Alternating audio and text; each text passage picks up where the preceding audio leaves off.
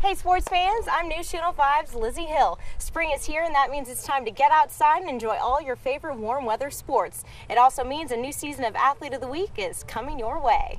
Thanks to another fourth quarter collapse by the Miami Heat, the Dallas Mavericks took home the victory in Game 5 and now lead the series 3-2. For the 7th straight year, the LC Lady Cats are headed to the NCAA tournament. Sure. Thanks, Mo. Well, the Bolton Bears are hosting the Bunkie Panthers tonight in a big district rivalry game. The LSU baseball Tigers took a series win over Princeton this weekend, but couldn't complete the sweep as they suffered their first loss of the season. Those senior starters will leave a big hole on the Lady Cats bench, but a host of underclassmen have already shown they're ready to step up to the plate. On your side in Pineville, Lizzie Hill, News Channel 5 Sports. Lady Wildcat pitcher Renee Schwarzenberg made Louisiana College history this weekend as she broke the all-time record in strikeouts. The Grant Cougars may be young, but don't let it fool you. After taking their licks last season, these guys have made a point this year to not let it happen again. Teams have been practicing all week long, and these guys are ready to hit the river for the real thing on Saturday. And joining me now is race chairman Wayne Dinley. Wayne, thanks for being with us. The 2-seed NSU Demons faced 7-seed UT San Antonio this afternoon in the opening round of the Southland Conference Tournament. As a redshirt freshman with the LSU Shreveport Pilots last season, Stute did most of his work out of the bullpen. Now with the Aces, he's making the transition to starter, a role that suited him well. Well, reigning Class 4A champion Peabody is heading back to the Cajun Dome to defend their title this week. Now, the Aces have called Alexandria home for over 75 years, and one man that's been a big part of that tradition for nearly all of his life is first-year general manager Jody White. Jody, thanks for being with us. The Alexandria Aces took on the Copperheads tonight at Bringhurst Field. The Aces looking for their 6th straight victory. Aces currently first in the Texas Collegiate League. The Copperheads nipping at their heels at number 2. Top of the second, no score. Copperheads Anthony Guglielmi blasts a solo homer off Aces pitcher Josh Sims over the left field wall. And Koppel takes a 1-zip lead. Still top of the second, and Sims making a great play there. Catches the line drive and gets the runner out at first, and that'll end the inning. And we head now to the bottom of the 6th, and we're still tied up at 1. Aces with a man on, and Britt Gautreaux delivers a single base hit to left center field. And the Copperheads walk the next batter to load the bases. So coming up here with Nathan Barr at the plate. The pitch is wild, and that's good enough for Gautreaux and Jamie Rochelle to hurry home and give the Aces a 3-1 lead. And after scoring again in the bottom of the 8th, the Aces defense holds for a 4-3 win, and that makes 6 in a row. Well, the LSU Tigers introduced a new pitching coach, Alan Dunn, at a press conference on campus today. Dunn comes to LSU from the Baltimore Orioles, where he served as minor league pitching coordinator. He has 22 years of experience as a pitching coach on the professional level and has coached over 25 pitchers who have advanced to Major League Baseball. LSU head coach Paul Maneri says his goal was to find the best pitching coach in the country, and they've accomplished that in hiring Dunn. The newest member of the Tigers squad says he's excited to become a part of such a prestigious college baseball program. I look forward to continuing what has already been established here, and so I do thank you for bringing me on board. And the LSU Lady Tigers softball team also introduced new head coach Patrick Murphy. Murphy comes to the Tigers from Alabama, where he led the Crimson Tide to over 700 victories, 7 Women's College World Series appearances, and 6 SEC championships. Murphy holds a career winning percentage of .772, the 4th highest in NCAA history.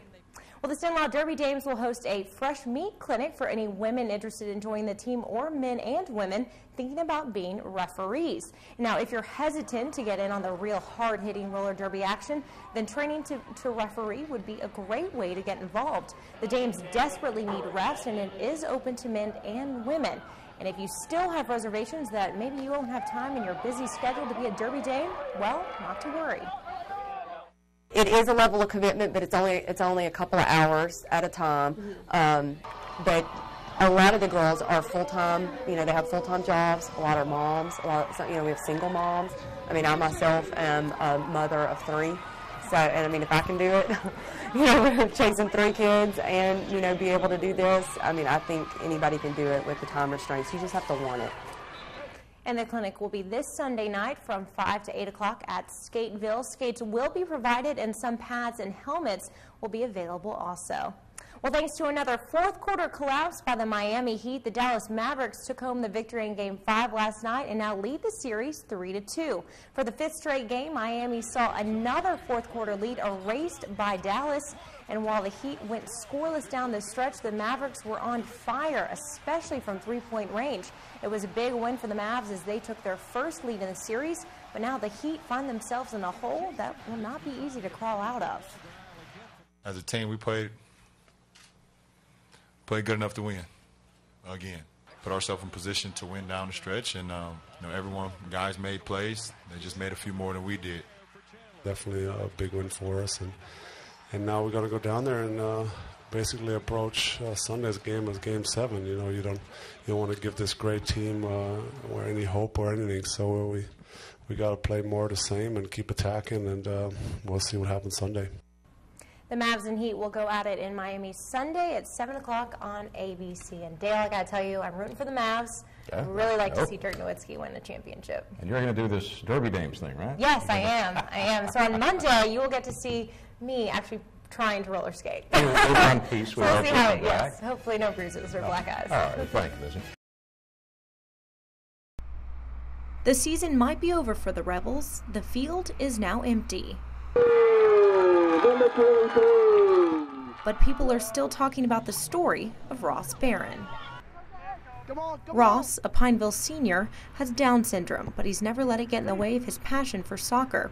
He's played since he was 6 years old, and this year, with the help of head coach Grant Eloy, realized a goal he's had just as long, to play for the Varsity Rebels soccer team. I wasn't the first person to give Ross a chance, but some other coaches earlier on gave him a chance, and so why not? I mean, if we're not going to win a state championship every year, so if the best I do every year is teach some kids a little bit about soccer, then I'm not really doing my job, and this was a chance for us to do something special.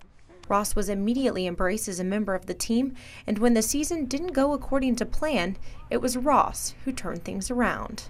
It's tough to have a hard season like that, but when you have a teammate like Ross, he always has a positive attitude, and we just kind of feed off of that. And he definitely pushes us. He definitely pushes us and makes us better. Ross brings a positivity to us, and he brings you up when you're down, and then to have all this attention brought to him at the end of the year, it just makes the whole year worthwhile, even though we didn't get the wins. And it was the final loss of the season that was celebrated more than any win. Fans and players from both teams cheered and even shed a few tears as Ross pumped his fists in celebration. In the final minutes of an 8-1 loss to Lafayette High in round 1 of the playoffs, Ross scored his team's only goal. See them just get it what it means to be part of a team, more than the goals, more than the wins. And, it is a sports cliche, but it is more than that. And to get them to grasp that, and the only way they could grasp that is to see Ross doing that. They couldn't do it through words or speeches and Lord knows we did it, tried to, but they could only see it through an 18-year-old boy who has a disability. The goal wasn't to make him the star of that game, but it was the goal that made everybody realize Ross Barron is what team is all about. In Pineville, Lizzie Hill, News Channel 5, your local station for sports.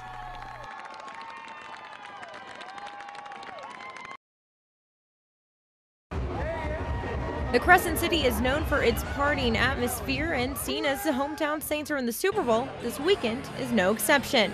My buddy called me and said, let's go to New Orleans, watch the Super Bowl on Wednesday, and we're here. Why you decided to come down here and watch the game all the way from Philly? Because we wanted to watch it in New Orleans. I mean, it's going to be crazy here. As you can see, downtown New Orleans is overflowing with Saints fans. Many have come from all over the country just to be surrounded by several thousand of their closest friends and fellow Houdat fans. Members of the Houdat Nation who couldn't make it down to Miami figured New Orleans was the next best thing, or maybe even better. There's no place else I'd rather be. The party will be here. Miami's got nothing on it. And so why did you pick coming to New Orleans over Miami, where the Super Bowl actually is taking place? I can't stand Florida. Not only did Saints fans flock from all over to cheer on the boys in black and gold, a few folks from Indy came to join in on the fun. When the Colts made it in the Saints were in it, my friends told me I could not wear my blue and white down here because they were afraid for my life. Well, you know, Saints fans are nice, though. They are. You know what? I have been down here and I have the most respect for them. We love the city of New Orleans, even though I'm not a Saints fan, and we knew this was the place to be. On your side in New Orleans, Lizzie Hill, News Channel 5 Sports.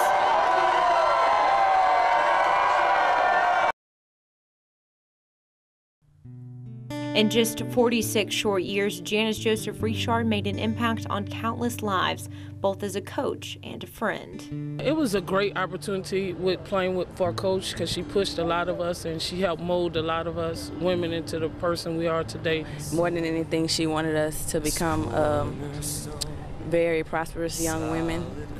She was about basketball, but she wanted us to do great things in our lives. She was a great role model for our students and everything, and just an outstanding person. Through her battle with breast cancer, those around her learned what it meant to keep your head held high. We must fight every day just as she did. That's what she expected of us. We saw it in her. We saw her motivation, and on the court, that motivated us to play hard for her. A 5-year battle is not easy. And no matter what, she never showed that she was weak. She always, every time she came around us, she was uplifting. She was always encouraging. Just to be strong and be courageous in whatever you battle in life, stay prayerful. She was really about praying, and she spoke to me one day and she was just like, you know, just keep the faith. Coach Richard will certainly go down in Louisiana college history as one of the best players and coaches to wear the orange and blue, but she will be remembered even more for her courageous spirit and loving heart. You know, the old saying is, sometimes the great ones always leave us early. I miss just being able to pick up the phone and having a basic conversation with her and how's her day, you know, how's my day, and we're just talking about anything and everything. Being around her it always uplifted me, so that's probably what I miss. Just her presence, just seeing her and the jokes that she would make. After she would fuss, she would just start laughing, and like the funniest things would come out of her mouth unexpectedly, and it was just a joy to be around her. On your side at Louisiana College, Lizzie Hill, News Channel 5 Sports.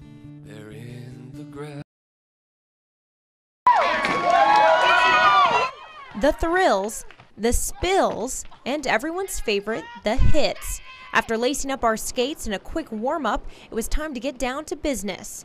First up, falls. And believe it or not, there is a right way to do it. You got to know how to fall because you have to fall correctly. It's not about if you're going to fall, it's when you're going to fall. So you need to know how to do it right. Apparently I'm really good at falls and I fell quite a bit, but it's been a lot of fun. After learning several techniques designed to make sure you protect your head, your fingers, and even your tush, it was on to stops. You can't just run into the wall and let the wall stop you every time. You actually have to learn how to move your skates to stop yourself. Now that we had a few basics down, it was time to hit something other than the floor.